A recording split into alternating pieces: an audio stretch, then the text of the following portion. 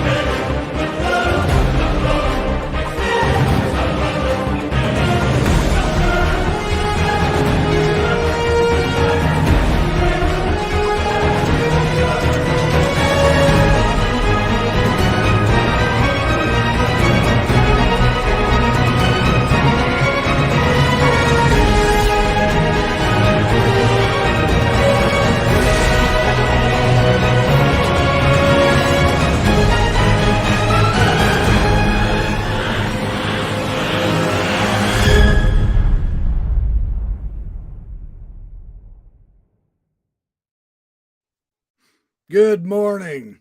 Hey, I stayed up late last night researching into this and trying to get several comments and ideas from various different scientists and theoretical physicists and mathematicians and all.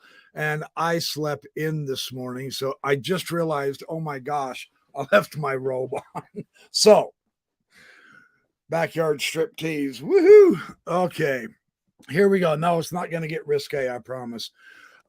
This is a huge subject, this multiverse idea. And in the process of researching this through the years, finding ideas and themes on it, I have discovered a fascinating world to investigate. Today, all I can do is basically give you an introduction theme and some of the ideas that are supposed to be scientific, are supposed to improve our knowledge and understanding of the physics in our universe. And so this is interesting. What has happened is extremely fun to notice. And what I want to do is I've gotten several books with ideas which I want to share with you. The idea of a multiverse is, of course, because physicists cannot abide by or stand or accept the exquisite fine-tuning in our universe, and that is from the very beginning of so many parameters, and they are continually being discovered through time, so that it's not just 5 main constants that have been fine-tuned. There are all kinds of things that have been discovered being fine-tuned to give us life in this universe. So I want to read from Michio Kaku, Parallel Worlds. Now, this is just good old scientific fun, brawling, guessing, investigating, supposing, and hypothesizing. Kaku is really fun. He's on TV quite a bit. I like his stuff. It's all good fun. Page 354. It reminds me of this multiverse idea, this many worlds interpretation of the quantum theory. By Hugh Everett, actually. It reminds me of the apocryphal story that physicists sometimes tell each other. One day, a physicist from Russia was brought to Las Vegas, and he was dazzled by all of the capitalist opulence and debauchery that Sin City had to offer. He went immediately to the gaming tables and placed all of his money on the very first bet. When he was told that this was a silly gambling strategy and that his strategy flew in the face of the laws of mathematics and probability. Don't do it this way, dude. He replied, Yes, all of that is true, of course. But in one quantum universe, I shall be rich. Fun way to start the concept, huh? I've gone through various authors and noted what they have said about the multiverse. I just have a couple of ideas from each one. And then I'm going to get down to the main objections of this very interesting idea. This is out of Vic Stanger's God and the Atom. He was one of my favorite reads as an atheist when I was involved in atheism, very little involved. Well, William Lane Craig and other theist philosophers and theologians have argued that an eternal multiverse is mathematically impossible. Simply put, they claim that if the multiverse is infinitely old, then it would be taken an infinite time to reach the present. That is, we would never reach right now in an infinite universe. Stanger says my rebuttal is equally simple. An eternal multiverse did not begin an infinite time ago. It had no beginning. It always was. No matter how far you go back in time, 100 billion years, 100 trillion years, the time to the present is finite. An eternal multiverse is perfectly possible mathematically and scientifically. Now, my idea is, so you have to go to an postulated hypothetical eternal multiverse in order to avoid the beginning of this universe, the exquisitely fine-tuned beginning of this universe, since that cannot mean a beginner. But notice, he says an eternal multiverse is possible mathematically and scientifically. But an eternal universe such as ours is exactly what was thought to have existed. Even Einstein rejected the idea of an expanding universe. He thought it was an eternal stable universe. Because you see, the current model of our universe claims it has a beginning, and that is what everybody did not like, because then you have to explain the cause of the beginning, and this brings back in the intelligent mind. So they postulate trillions, infinite amount of multiverses in order to avoid the implications of the fine-tuning of this one. Talk about ignoring the law of parsimony, huh? Occam's razor. Now, this one is a beautiful one. Brian Greene, The Elegant Universe. I really enjoyed this book. What I noticed when he's discussing the multiverse, however, is something really, really interesting. No one knows if these, and I'm on page 366 and 367. No one knows if these ideas are right or wrong, and certainly they currently lie on the outskirts of mainstream science. I should say so. I've got some beautiful comments from other scientists and mathematicians describing that. Here is how he words his entire argument for a multiverse. Well, it may not have been unique. Something expansion, inflationary expansion, may happen repeatedly. This may have no bearing on the physical attributes of the other universes. Further on, we can imagine that physics varies from one universe to a universe. The differences may be subtle. In other physics may differ. And then further down, the up quark might weigh 10 times more, or the electromagnetic force might be 10 times the value we measure.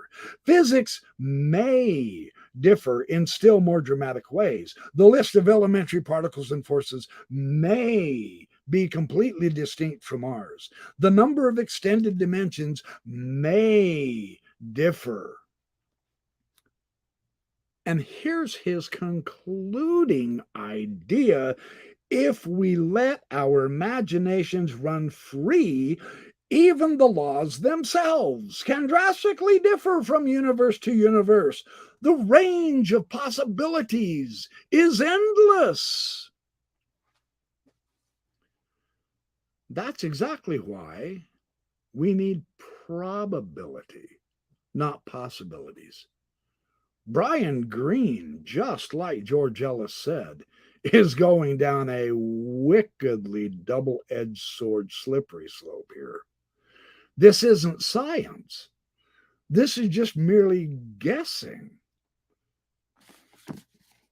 There may be more to it, but we don't know. So, anyway, and then in John W. Loftus's Christianity in the Light of Science, I really, Vic Stanger on his Christianity and cosmology. Now, of course, Stanger was a particle physicist, a very good one, a great scientist. And in the end of his life, toward the end of his life, he began writing new atheist books. He wanted so bad to be in with the four horsemen of the apocalypse, the new atheist group. And he basically he says something that amazed me. This is page 97. The view of the cosmos that we hold today could not be more dissimilar to that of the ancient Hebrews. And my note here is, let's see, the Big Bang equals a beginning, and Genesis, the first three words say, in the beginning. And that's dissimilar? Stanger stretching. So, Sean Carroll, one of the better books, The Big Picture. This is an enormously important book to read. Sean Carroll is a very excellent scientist. There's no question about that. Here's what he has to say.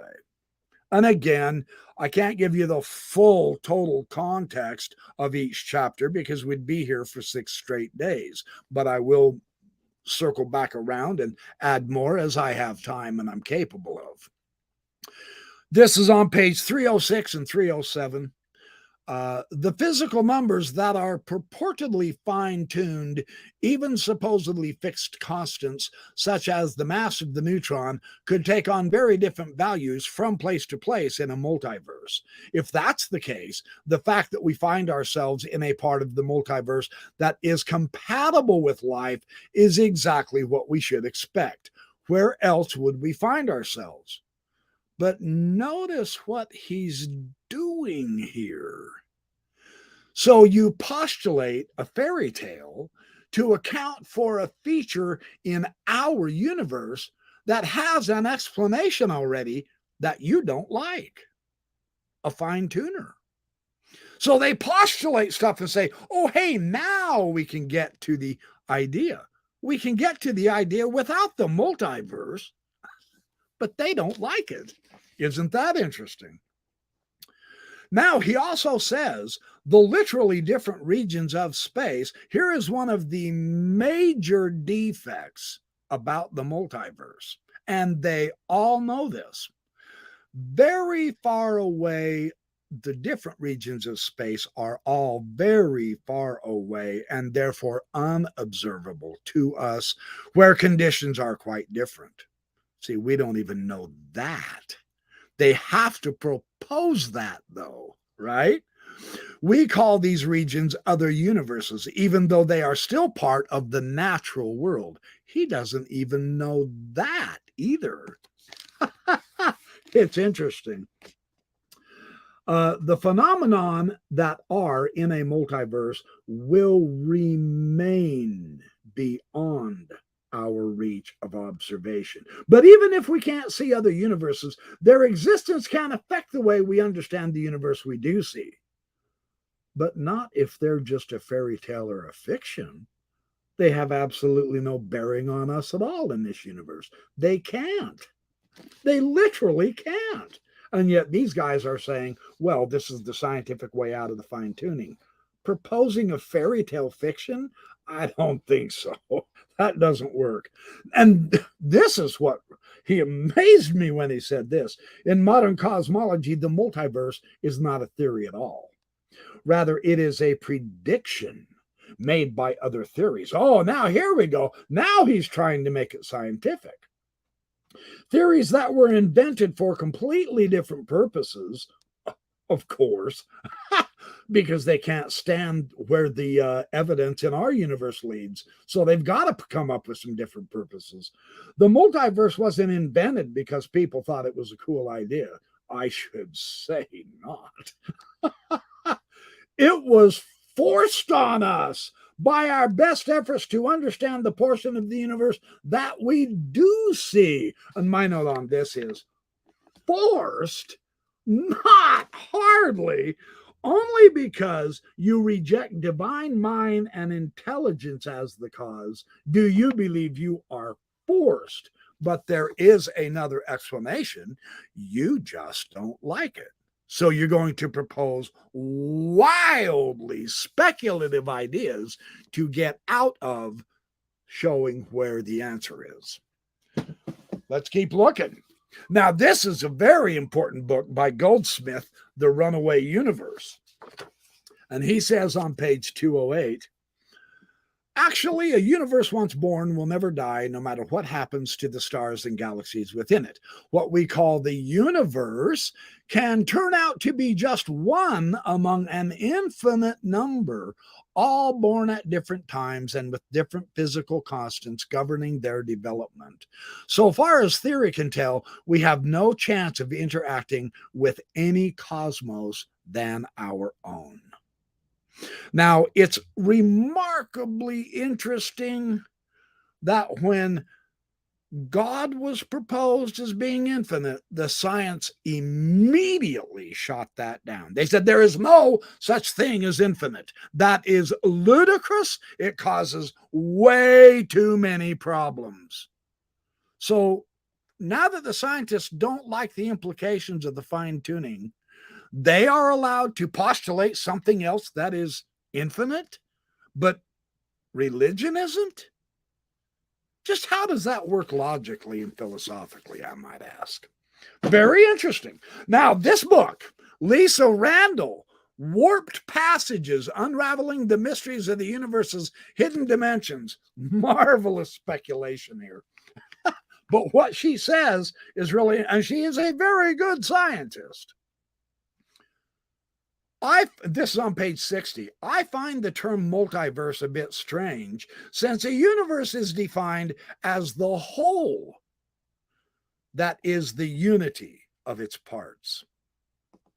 Excellent observation on Lisa Randall's part. Now, our hero, Michael Shermer. Love this guy, man. The believing brain. Incidentally, he's got a great YouTube channel and he interviews many, many interesting people that you might want to go check out. He's fun stuff. Page 330, here's what he says. And now this is Stephen Hawking's explanation for the fine-tuning problem that he himself famously presented in the 1990s. Why is the universe so close to the dividing line between collapsing again and expanding indefinitely? In order to be as close as we are now, the rate of expansion early on had to be chosen fantastically accurately. And I've got a number here later I'll share with you that's going to blow your mind about that meaning. It is astonishing. If the rate of expansion 1 second after the Big Bang had been less than 1 part in 10 to the 10th, that's pretty fine-tuned, you guys. The universe would have collapsed after a few million years. If it had been greater by 1 part in 10 to the 10th, again, the universe would have been essentially empty after a few million years. In either case, would it have lasted long enough for life to develop? In neither case, it wouldn't have lasted long enough for life to develop. Thus, one either has to appeal to the anthropic principle or find some physical explanation of why the universe is the way it is. Hawking's collaborator, Roger Penrose, layered on even more mystery. Oh, this is the number. I have this elsewhere. I forgot. Shermer presents this. Absolutely. Penrose layered on an even more mystery when he noted that the extraordinary degree of precision or fine-tuning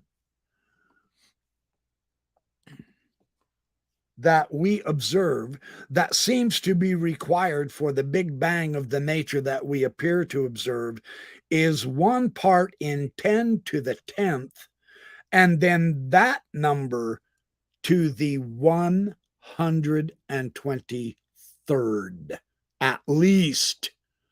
Now, Penrose suggested 2 pathways to an answer. Either it was an act of God, or we might seek some scientific mathematical theory. Indeed. That's fantastically interesting. Now, Frank Wilczek, in a fantastic text, A Beautiful Question, a fairly new book, just a couple of years old. It was inspiring and remarkably accessible, according to the Chronicle, and it was. I couldn't put this book down. This was a fantastic book.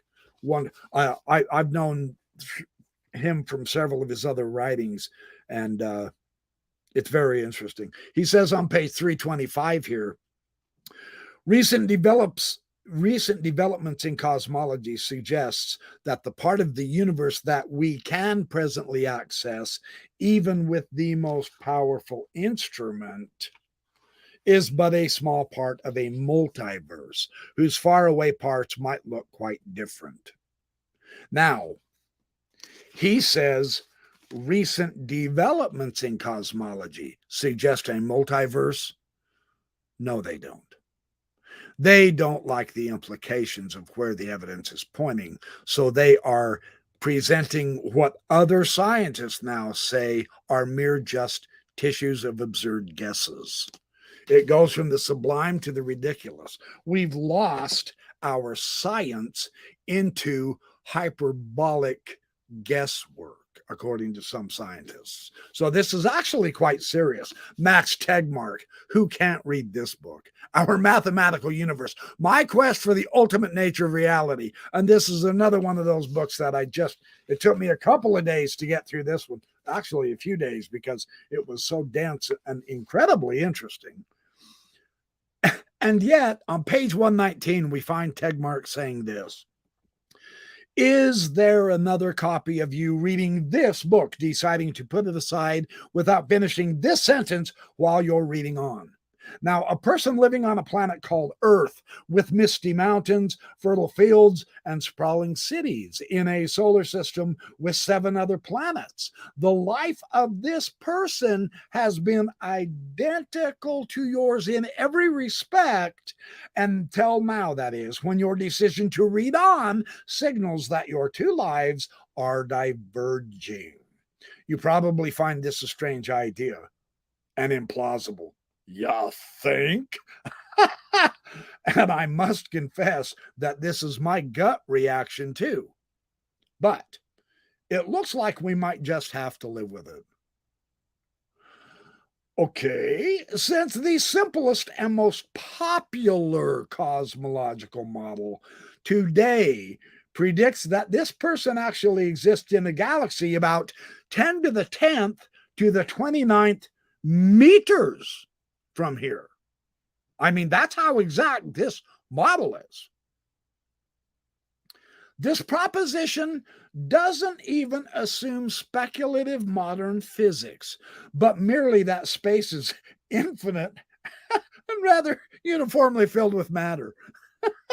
So there's no speculation here except the idea of an infinite cosmos. And they earlier on completely eliminated the infinite. And yet he's saying, well, there's this particular model that is so exact that it's you. A copy of you lives 10 to the 10th to the 29th meters from where you are physically right now. And that person is doing exactly what you're doing. This cannot possibly be science, people. Seriously.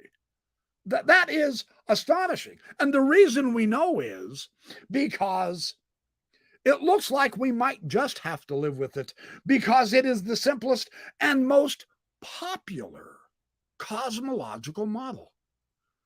Popular?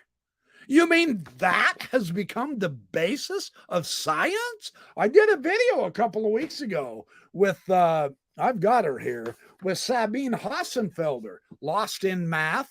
And she absolutely eviscerates this quirky direction that science has taken to where, well, now what's more popular is what is true. I mean, if that's not a jaw dropper, you don't understand how science is supposed to work. These are the guys that are supposed to be telling us how science works, and yet they've fallen so low on the bar of truth and how to test it through actual probability that they worry about which theory, which guess is the most popular. Wow. That has to be concerning to us. We have to begin to get concerned and say, no, we do not accept that basis for your science, folks. This is not a Stephen King, Dean Koontz version of popularity of stories at all. That's not how science works, folks. So Brian Greene, another excellent book, The Hidden Reality. He's written quite a few books. Can scientific theories that invoke a multiverse be tested? This is page 357 following. Although the multiverse concepts fits snugly, wow, within the Copernican template, it differs qualitatively from our earlier migrations from center stage by invoking realms that may be forever beyond our ability to examine, either with any degree of precision or in some cases even at all.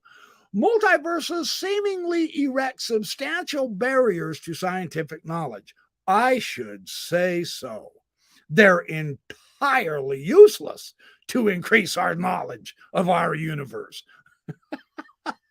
Regardless of one's view of humanity's place in the cosmic arrangement, a widely held assumption has been that through conscientious experimentation, observation, and mathematical calculation, the capacity for gaining deeper understanding is boundless. Yes, so there's no point in speculating on an infinite number, hundreds of trillions of extra universes when we only know 4% of our own. Why in the hell are you looking out there in what appears to be, to me, mindless desperation when you've got 96% more of our universe to discover? That absolutely is logically incoherent. But if we're part of a multiverse, more guesses, a reasonable expectation, now he's talking reasonable expectation, is that at best we can learn about our universe, our little corner. So in order to learn about our universe, we have to go out there and study all the other trillions of universes, and then we can learn ours? Is he serious? That he can't possibly expect us to swallow this as real science, can he? This is inane. More distressing is the worry that by invoking a multiverse, we enter the domain of theories that can't be tested, theories that rely on just so stories, relegating everything we observe to the way things just happen to be here. Precisely. Yet there are so many scientific popularizers who are ignoring that problem and pushing forward into the realm of science fiction, imagining that if they call their science fiction fairy tale science enough, then the public will begin to believe them and accept that. We're being brainwashed, you guys. Now, another fact. Simon Singh, oh my heavens, The Big Bang. This is an incredible text. The thing I love about Singh is he writes very simple. He writes easy to understand, and yet he gets you into some seriously deep science and physics, which is what I absolutely love about him. 487, and I don't have this quote from Freeman Dyson. That's why I'm using it from Simon Singh. But I've seen this quote used several times by others, so I'm pretty sure it's valid. The eminent physicist Freeman Dyson wrote, "The more I examine the universe and the details of its architecture, the more evidence I find that the universe in some sense must have known we were coming." Excellent, excellent point. Now, Lee Smolin, Time Reborn. Wow, talk about a contemporary, outstanding, current theoretical physicist and cosmologist. Lee Smolin is exquisitely knowledgeable. He has some very remarkable ideas. A little bit hard to understand, but well worth the effort. However, his comment on 209 caught my eye. We know that our universe wasn't produced by random choice because of the many properties it has that would be extraordinarily unlikely to result from such a choice. That's very important to understand because of what Vic Stenger says in his book, God and the Folly of Faith. What Vic Stenger here says is absolute, palpable nonsense. I'm astonished that a man of his caliber went this direction. He's talking about the Nobel laureate physicist Steven Weinberg, who supports the notion, just as Darwin and Wallace explained how the wonderful adaptation of living forms could arise without supernatural intervention. See, that's what they hate, right? So the string landscape may explain how the constants of nature that we observe can take values suitable for life without being fine-tuned by a benevolent creator. Now, here is Stenger's comment that knocks me off my chair. While the notion of multiple universes should not be dismissed, why? Of course it should. Is he kidding? Of course we should dismiss it. We only know 4% of our own universe. Why worry about anything else for the next billion years? Right? Seriously. Here's what he says that shocked me. No evidence for fine-tuning exists. Wow! Even when considering our universe alone. Now, wow! This should say Vic Stenger and the folly of illogical comments. I cannot believe he says that. No other physicist in existence will agree with that comment. How did Vic Stenger get away with it? Didn't anyone edit his books? Wasn't this peer reviewed? Didn't they check him for logic? Apparently not. That is absolutely false. It hurt when I really realized Stenger said that. I like Stenger. He's a very fabulous particle physicist, but his atheism got in the way of his logic. Now, Leonard Susskind, The Cosmic Landscape, this is Suskind's deep book. Now, the Black Holes War, where he discussed black holes with Stephen Hawking, that was a great book. This is incredible, but it's a mind bend. It's a stretch. But books like this, and again, Vic Stenger's book, God and the Multiverse, where he says he's definitely defending reductionism in this. Amazingly enough, you go from the simple to the complex. So his idea is, well, the simple, our one universe, to the complex, to the infinite multiverse. Okay, whatever floats your boat, Vic. I'm sorry to say that as I have begun to study more and more of this cosmological from the scientists' point of views and the mathematicians who are vehemently beginning to disagree with this particular path that science has taken, that it's getting very, very ugly and very, very bad. It's almost a horror story because this isn't science. And yet they're trying to pawn it off as science. Now, what does that do for our trust in the scientists? Is it any wonder that serious amounts of public funding for the continuation of science is diminishing? Now, this is a serious situation. We can't let that happen. We need science. I am not anti-science here. I am anti-scientism. For a particle physicist to say there's no tuning whatsoever in the universe, that's just a bald-faced lie. I can't fathom. I mean, even Stephen Hawking, with all of his lousy philosophy in his book, The Grand Design, shows how fine-tuning he is. Michael Shermer quoted him. I'm not quite sure why there's such a desperation in between particle physicists and cosmologists to postulate this unwieldy, ridiculous theme of a multiverse when we don't even know hardly any. I mean, start working on dark matter and dark energy, for Pete's sake. Learn what gravity is. We still don't know what gravity is. We still can't even explain what energy is. The ability to do work is not an explanation. That's an observation. What is it? We still don't know. And yet we use it all the time.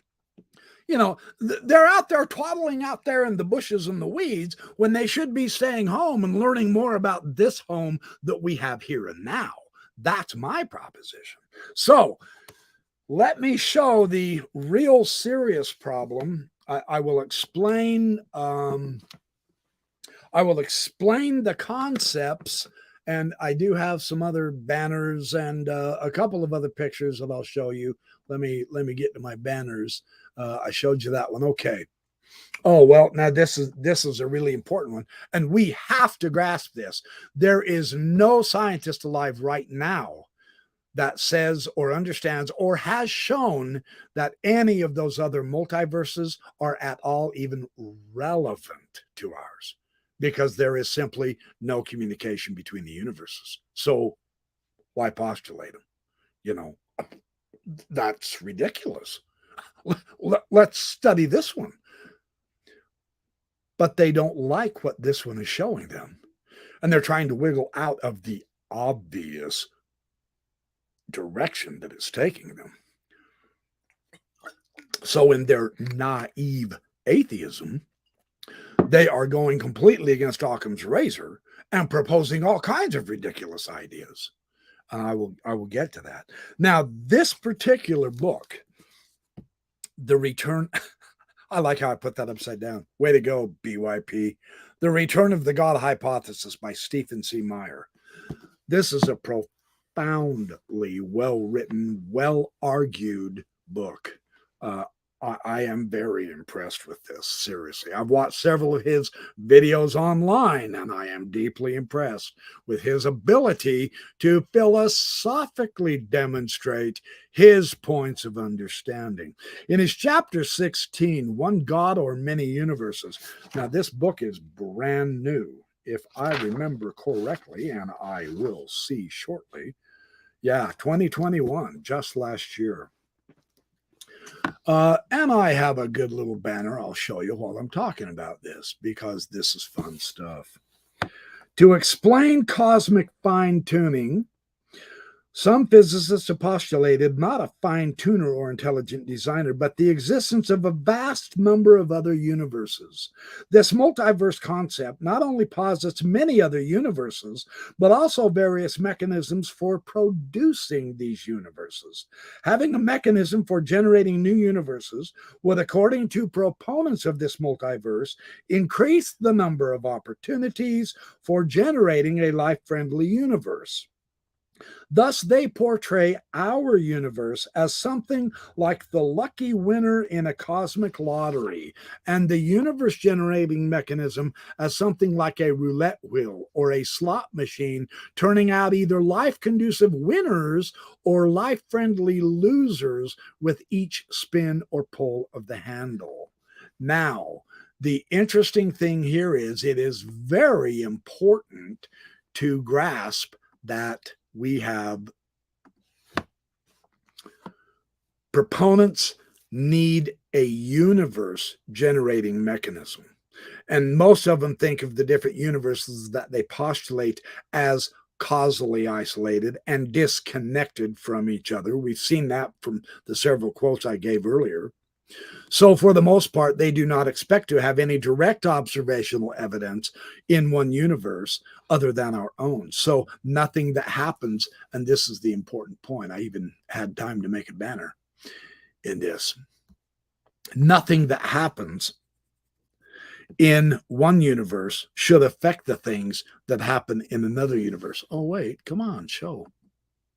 There we go. Consequently, nothing that happens in one universe should have any effect on things that happen in another universe. And here's the kicker, nor would events in one universe affect the probability of events in the other universe. So the multiverse response of the fine-tuning in our universe is a complete non sequitur. It doesn't affect the existing fine-tuning in our universe. It doesn't take that away at all. So what's the point? To avoid the implication, of course, because proper science must have observables. Yeah, and I know, I get it. There is some science that we cannot observe or experiment or repeat with, but then we hypothesize to the best inference. And the multiverse is not the best inference for what caused the evidence of the astonishing fine-tuning of the universe. That's not the best answer, but it's the only one they can go to. See, like Sean Carroll said, well, we're forced to postulate this. Malarkey. You're not forced at all. You're so biased and worried about your own subjective view of objectivity and eliminating other possibilities that you can't fathom, you can't accept where it's going. That's the more better reality. And that's unfortunate, but that's how it works. So anyway, now the inflationary universe. There are two theories here for the multiverse. Number one, the inflationary universe. Oh, and I think I got a good pattern, a good banner for you. Sorry, a good picture. Let's see, inflationary universe. Did I show this one already? Yes, I did. I'll show it again. Okay, so, no, I won't. Here, let me get to this one. This is kind of a cool one. Here we go. That's a better one anyway. Proponents of inflationary cosmology posit that just after the Big Bang, the universe expanded at an extremely rapid rate. And then after a tiny fraction of a second, the rate of expansion settled down to a more sedate pace.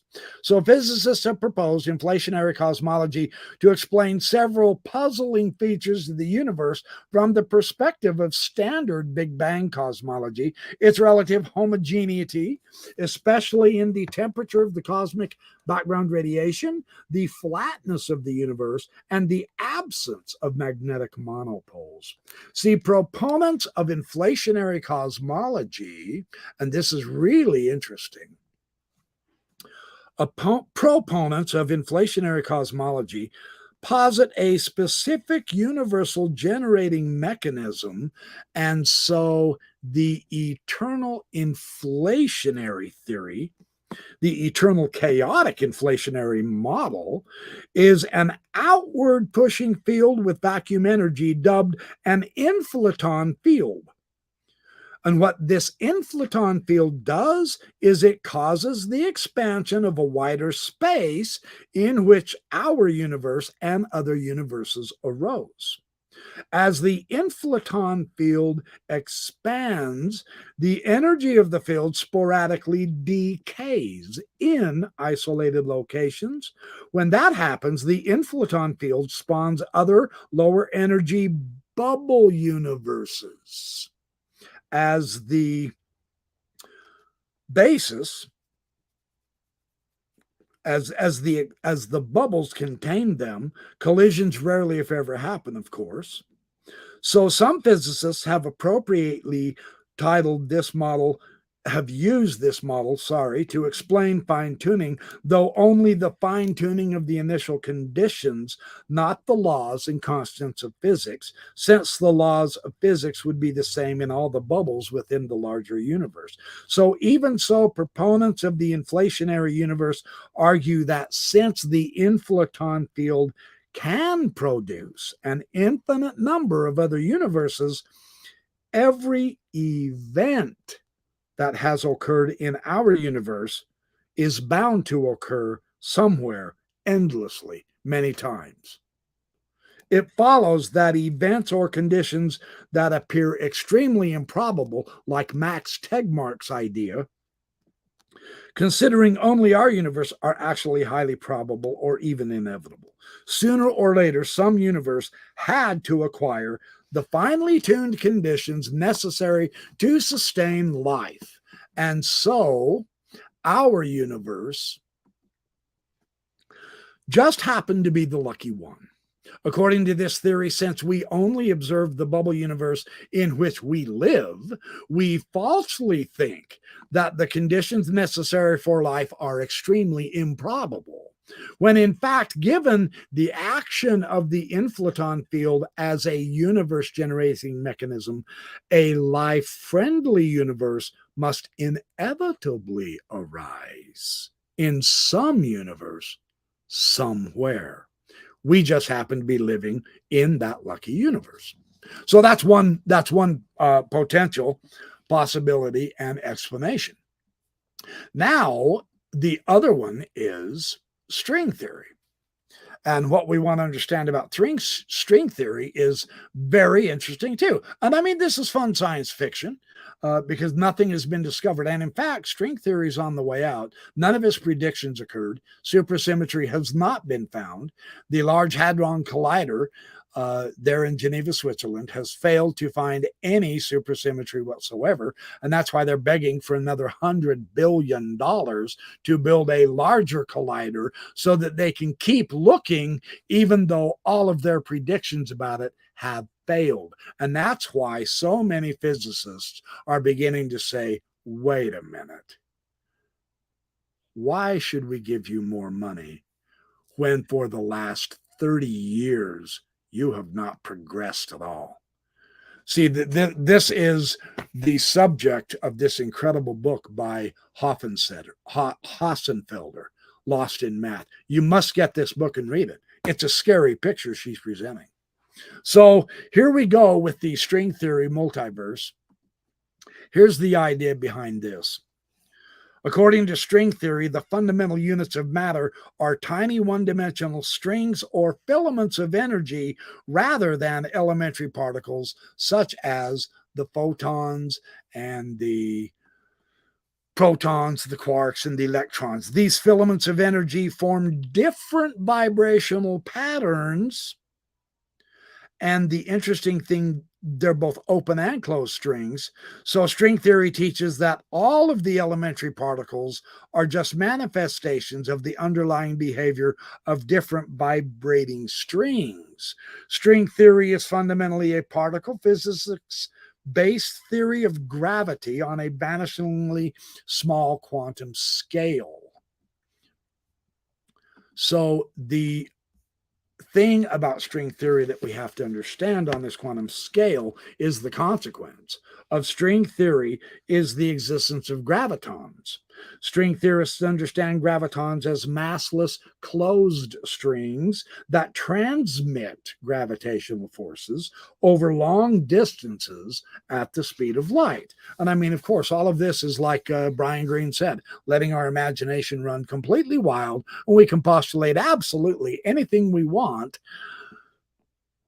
But is that science? On page 332, the string theorists not only posited the existence of gravitons, but also their complementary supersymmetric fermionic partner strings called gravitinos. None of this has been discovered, which is so unfortunate.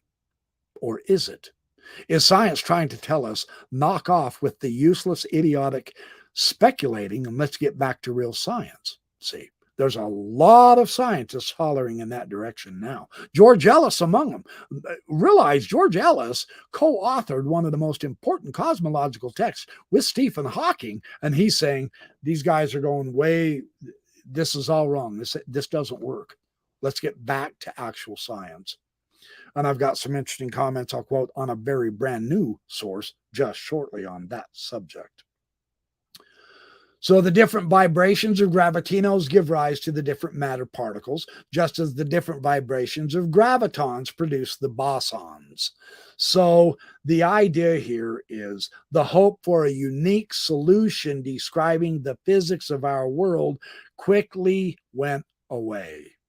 Indeed, just for solutions to the equations of the strings theory that have a positive cosmological constant, as our universe does, there are anywhere between 10 to the 500th power to 10 to the 1000th power. Realize how huge these numbers are. The total number of all of the particles and subatomic particles in our entire universe only goes 10 to the 80. 10 to the 1,000 is trillions of trillions of trillions of trillions of trillions of trillions of trillions of trillions of trillions of trillions of times larger. And I'm not exaggerating. That is amazing. That number is vast. So physicists now call this vast collection of possible solutions, or vacua, or compactifications of space. This is what they call the string landscape. Well, of course, this just blew the theory out of the water. I said, oh my gosh, that's so ludicrous. You can't even use it. This is worthless. So they tried to make a blessing out of necessity.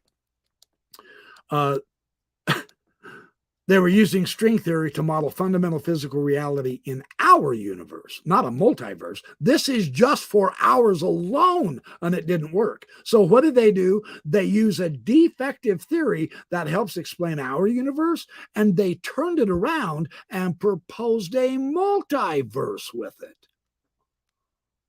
That's not science. I mean, even a non-scientist like myself, but an enthusiastic reader of it, recognizes that that is not science. Oh, it's defective to explain our universe, but it's beautiful to explain 100,000 trillion of them out there that don't even exist, that we're just postulating in order to save our broken and bad theory. Oh, come on. We've got to do better than this. This is horrific guessing. This doesn't even come up to science fiction. It's embarrassing, even though they postulated a multiverse with it to try to save their defunct theory. I personally don't buy it. It's great science fiction, but don't tell me this is science. That doesn't work that way. That's not correct. Now, yes, some leading physicists have told me in all candor that they regard the multiverse hypothesis as a speculative metaphysical hypothesis, not a scientific one. That is it. Once we get the correct label. You know, I yelled at ID. I yelled at intelligent design, and I told them, look, man, if you're going to be science, then for Pete's sake, drop the religion and get to the science if you can. Well, now I'm going to tell the scientists, if you want this to be science, then drop the speculatory fiction inventing worthless hypotheses and get back to science. That's a necessity, not an option. You know, Sean Carroll says we're forced to postulate a multiverse. Well, you're being forced into a non-science area then. You better come back home and start studying our universe, because you're starting to lose the trust of the public. There's the reason. We need the funding for science, but if our scientists are going off into la-la land, then it's hard to give them more money. There's the catch. That's why we need to start telling the scientists, no, we do not support your ridiculous, idiotic speculations. You get back to doing science and you follow the evidence to the best inference, no matter where it leads. In other words, you have to start getting rid of your own biases, because even those aren't science. They are not scientific. They are subjective biases. Yeah. So, one more point, page 335 in the The Return of the God Hypothesis by Stephen C. Meyer. The Oxford philosopher Richard Swinburne has argued the theistic design hypothesis constitutes a simpler and a less ad hoc explanation for cosmic fine-tuning. Now, why? Let's explore this. Swinburne affirms here the principle of Occam's razor, which states that when attempting to explain phenomena, we should, as much as possible, avoid multiplying theoretical entities. In other words, when evaluating competing hypotheses, we should prefer, all other things being equal, the simpler hypotheses with fewer such theoretical entities. Swinburne notes that the God hypothesis requires the postulation of only one explanatory entity, an intelligent and powerful transcendent agent, rather than multiple entities, including an infinite number of causally separate universes and the various universe-generating mechanisms posited by multiverse advocates. As he argues, it is the height of irrationality to postulate an infinite number of universes never causally connected with each other, merely to avoid the hypothesis of theism. In other words, Sean Carroll is just wrong. No one is being forced into this multiverse hypothesis. Given that a theory is simpler the fewer entities it postulates, it is far simpler to postulate one God than an infinite number of universes, each differing from each other and none of them connected. That's powerful. Yeah.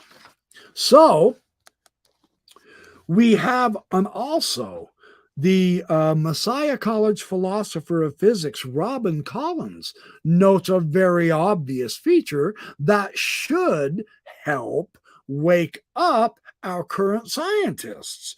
We have no experience of anything like inflaton fields with precisely calibrated shutoff energies or string landscapes of compactified extra-dimensional spaces or anything else that is not itself designed, produced finely tuning systems.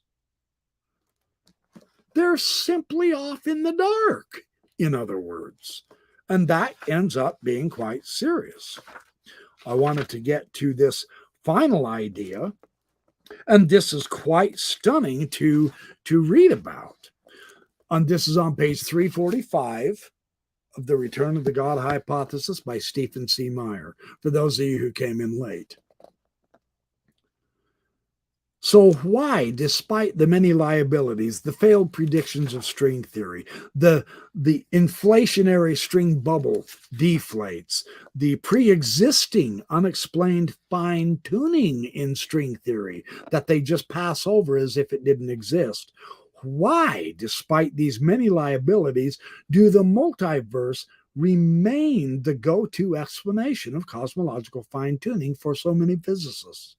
In fact, as I learned in my candid conversation with Michael Shermer, many scientific materialists do not actually believe that a quasi-infinite array of other universes really exists. Well, then why propose it as a valid scientific theory?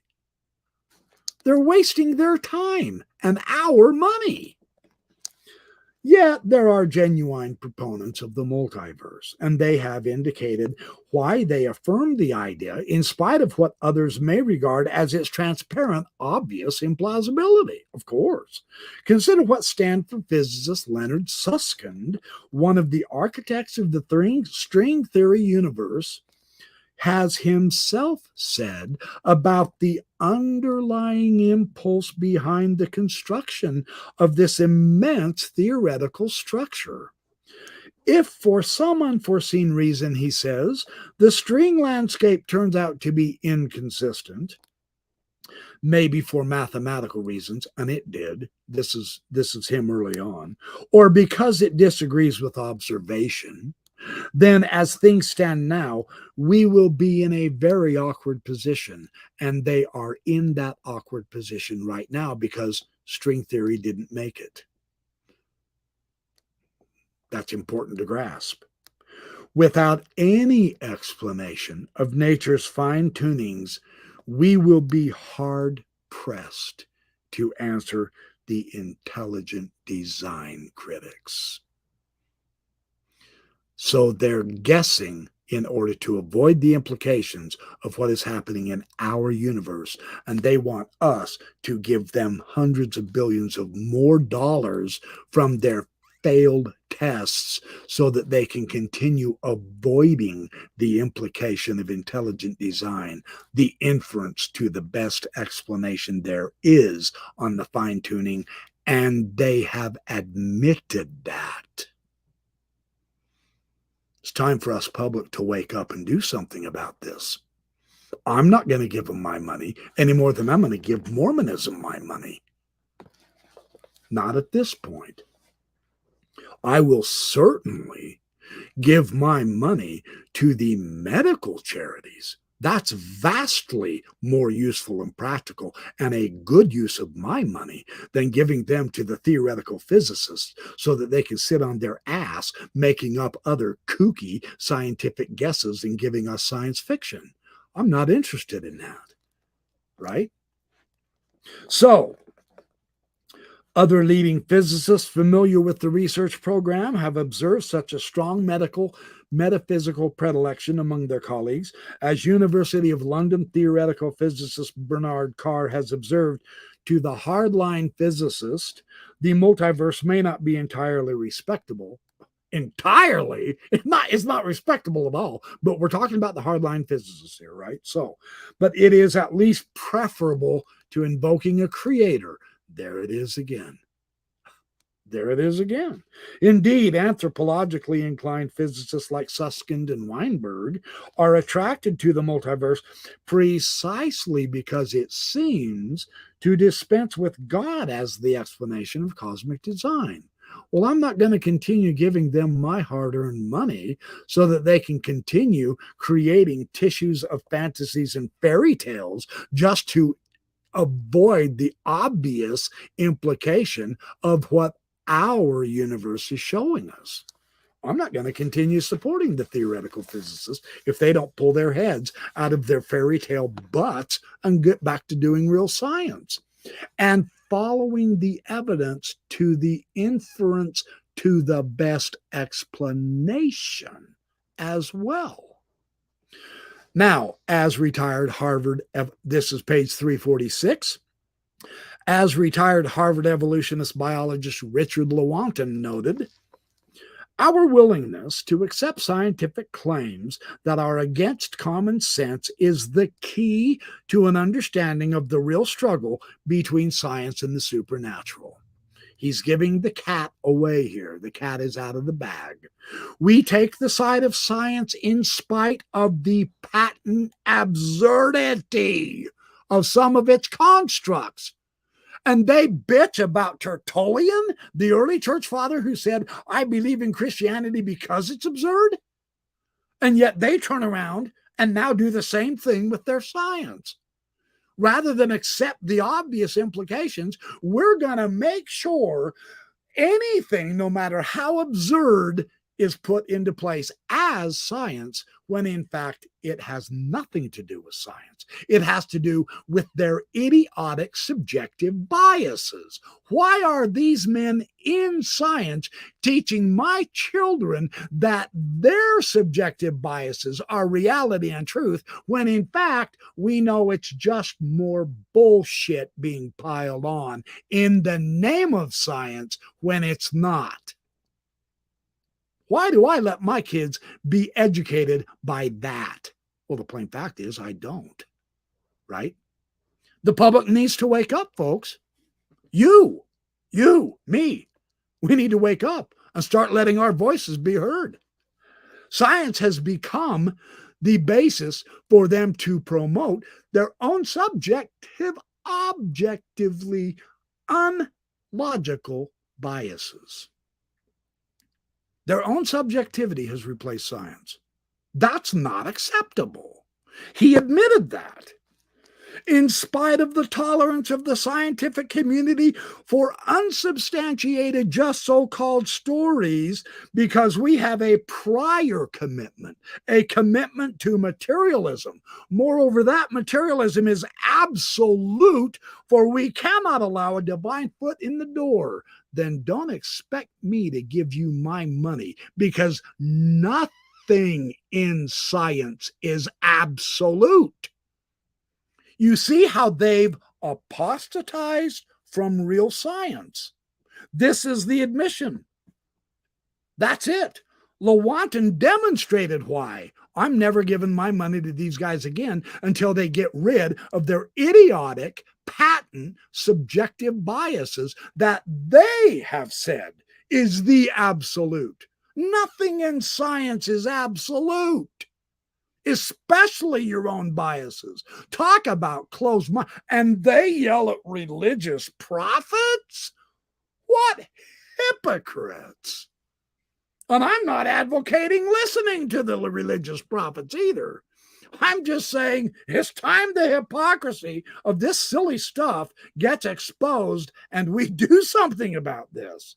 Because now it's serious. It's damaging all other aspects of the science that is used for our public good. We need to begin to raise our voices.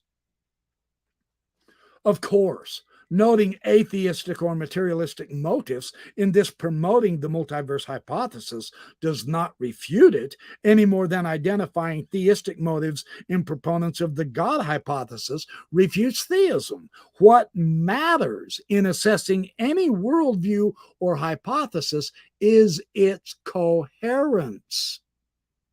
And the multiverse is nowhere near coherent.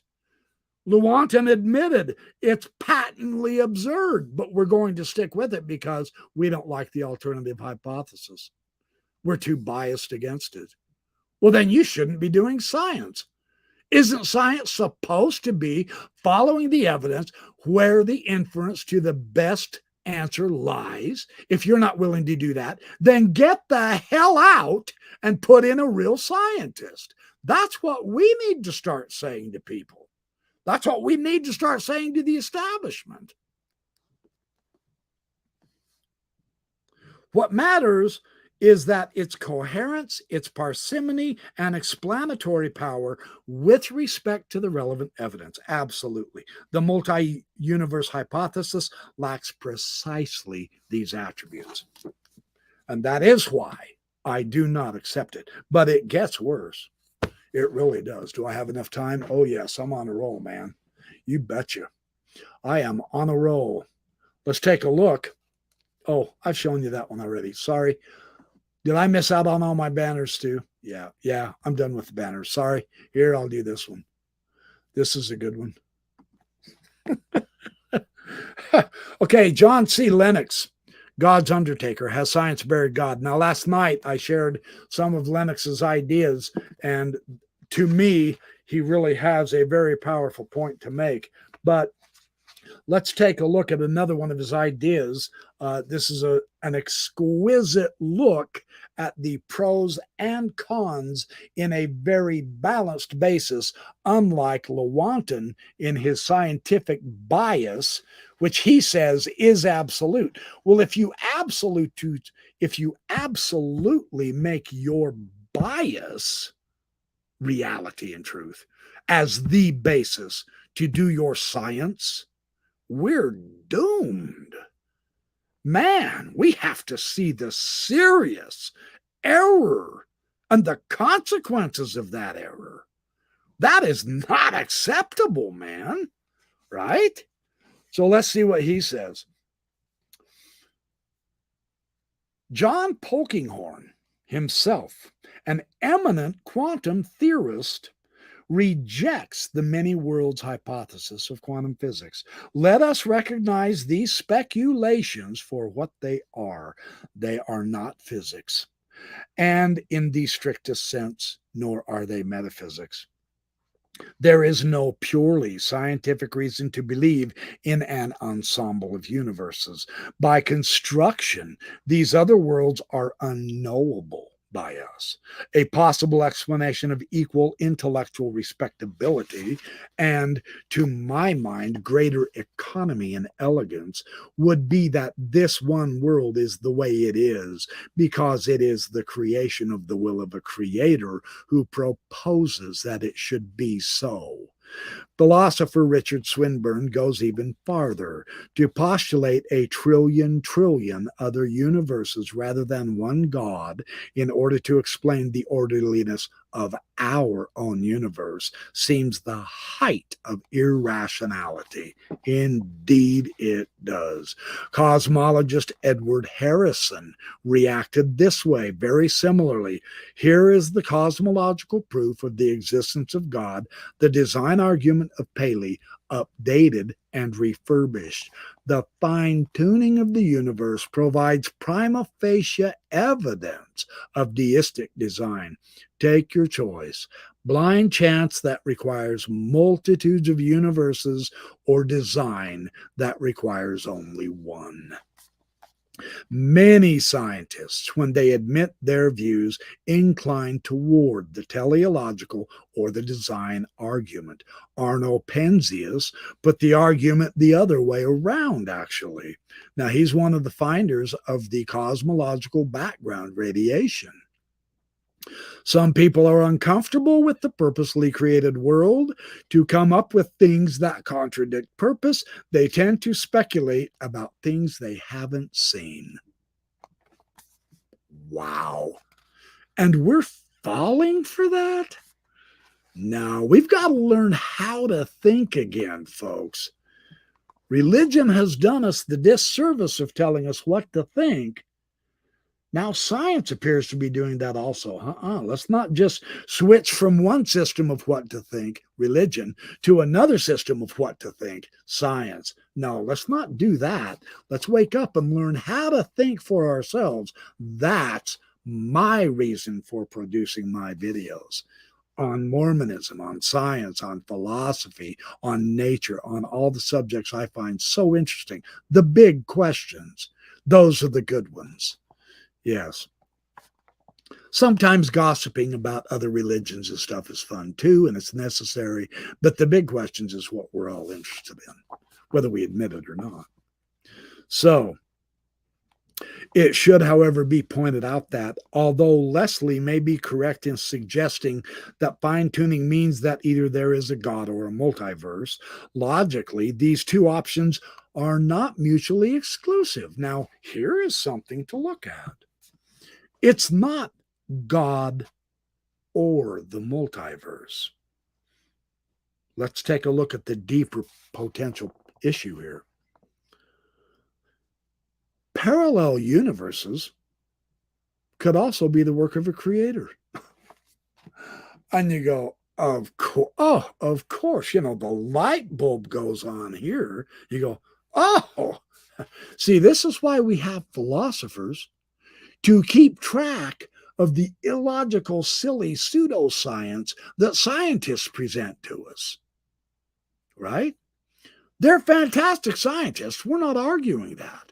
We're not being anti science. We're saying, you scientists, you cosmological scientists, you need to learn better philosophy because you're getting clobbered if you're philosophically incoherent and contradictory. It doesn't matter how much excellent math you do, your theory won't hold water, right? So this is fantastically interesting. Parallel universes could also be the work of a creator. Furthermore, as a philosopher of physics, Michael Lockwood has observed Leslie's firing squad argument for this universe is not actually negated by postulating a universe. Now let's look at this. The element of surprise and need for explanation exists within whatever universe in which the fine tuning is being observed. After all, the probability that a given person obtains a run of 10 sixes in throwing a dice is not altered by the fact that there may be many people throwing dice in the same city at the same time. So the multiverse does not get rid of the fine tuning of our universe and the implications of that fine tuning. Very interesting. Well, in a similar vein, Christian de Duve writes, even if the theory turns out to be correct, the deduction drawn from it by Rees and Weinberg strikes me as what the French call drowning the fish. Whether you use all the waters in the oceans to drown the animal, it will still be there, affirming its presence. However many universes one postulates, ours can never be rendered insignificant by the magnitude of trillions of other universes. That does nothing to make our universe just an ordinary universe. See, that's the really incoherent philosophy of people like Vic Stenger and other physicists who want to do a number on the creator, when in fact they utterly fail. Their science is a tissue of absurdity. I should say their scientific speculation about the multiverse is a tissue of absurdity. These are very good scientists, far more brilliant than I'll ever be. I gladly acknowledge. Crap, I read them all the time. I love it. But that doesn't mean philosophically they have any form of sense. They teach nonsense. So, what appears to me as supremely significant is that a combination capable of giving rise to life and mind should exist at all. Therefore, the multiverse argument does not, in fact, weaken the design arguments advanced. No. It's interesting that Martin Rees concedes that the fine-tuning of the universe is compatible with theism, but says he prefers the multiverse theory anyway. Okay. If one does not believe in providential design, but still thinks the fine-tuning needs some explanation, there is another perspective, a highly speculative one, so I should reiterate my health warning at this stage. It is the one I much prefer, as if that's scientific. See, don't follow the evidence where it leads. Just follow what you want to believe. But isn't this the same accusation that science accuses against the religions? Wow. Then they turn around and practice what they're screaming against the religions doing? That's hypocrisy. And yet they think they can get away with it? No, sir. Not allowed. I'm not following this. Even though in our present state of knowledge that I prefer the multiverse, any such preference can be no more than a hunch. And yet they yell at the religious people for the same approach? What arrogance! So you quit doing it the scientific way and following where the evidence leads and just go on your own special feelings inside because that's what you prefer. That is what they yell at the religious for. And then they turn around and do it that way? Wow! I mean, come on. That's fantastically interesting. So preference is a personal thing. to which each of us is, of course, entitled. Yes, I'm not saying you're not entitled to that, but don't you dare call that science to me. And don't you dare bitch about any religious person ever again, in writing or verbally, for taking the same approach you scientists are beginning to take. You see the problem they're in because they have absolutized their own personal bias. They can't win because they're not following the evidence. They're not doing science here. That's amazing. This takes us beyond the boundary of what most of us would think of as science. Indeed, science is becoming religion. And if that doesn't scare the living hell out of all these scientists, then maybe they better wake up. Right? Wow.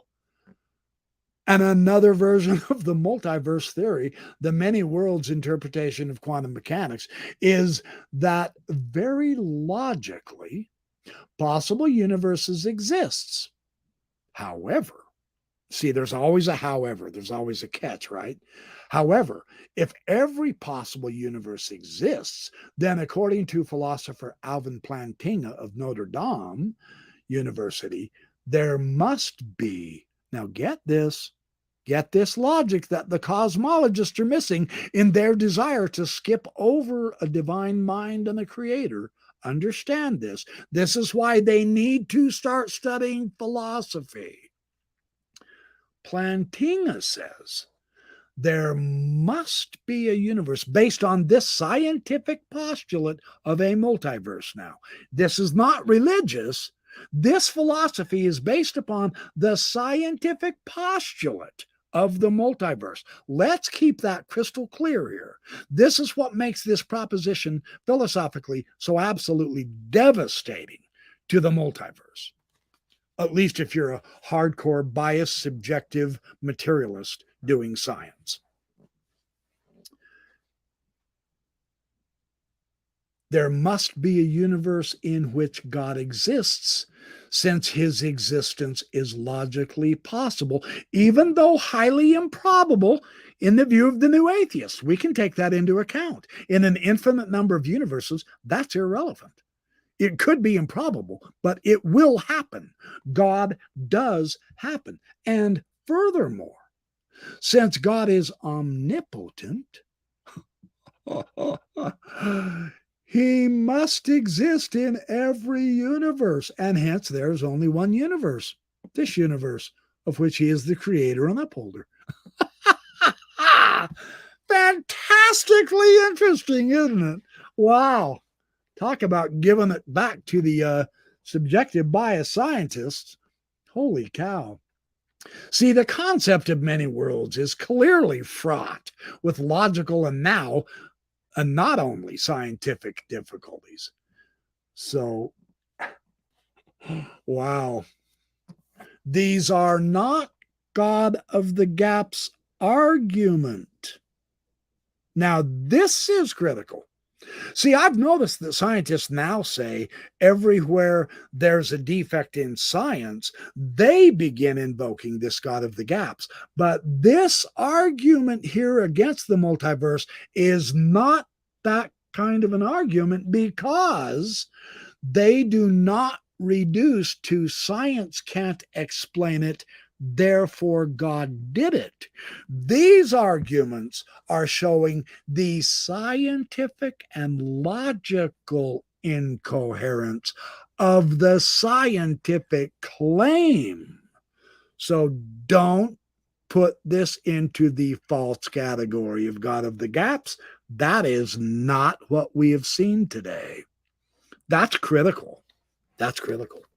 See, the scientists don't get to get away with misleading us with a false classification of the type of argument we're presenting. Nope, that doesn't work. See, philosophy comes to our rescue here. That's why it's so important. Scientists need to begin to know that and begin to practice it. Now, one of those who are sincerely, even though I disagree with some of his stuff, and not because I know more than him, I don't, but one of the better, well, Sean Carroll is pretty good. He is, although he has his limitations. And Brian Greene has just ended up speculating till the cows come home. But Frank Wilczek, and I'm trying to find the book. Oh, what's his nose? Come on, come on. I've got it here, I promise. Not Kaku. Wow, where'd it go? I can't find his. Oh, yeah, right here. Lee Smolin. Lee Smolin is another one of the better scientists. I like his writing. So, and I've got more information to share with him on him and his philosophy as well. So to close this out, I've gone on far enough. Oh, hey, I got to quit. Get rid of that scrolling thing, man. It's driving you crazy. But really, to close out, again, and this is brand new, 2022, this year. Existential Physics by Sabine Hossenfelder. And she's very good. She has YouTube videos you ought to start watching. And she is becoming more and more involved in the online presence of producing actual science instead of all this ridiculous speculation sort of fairy tale concoctions that we've gotten for the last 30 years from physicists, cosmologists, and scientists. And she notes on page 113, after talking about the ideas of the multiverse, she says, but in which sense are they real? Unobservable universes are by definition unnecessary to describe what we observe. And haven't I been saying that throughout this video? Now I've got a very prominent physicist. In fact, it's from her that I got my ideas, my interpretations, my worldview enlarged. I'll put it that way. So assuming they are real is also unnecessary. Scientific theories should not contain unnecessary assumptions, because if we allow that, and here's her punchline, we would also have to allow the assumptions that a God made the universe. Precisely. Right on. Superfluous assumptions aren't wrong.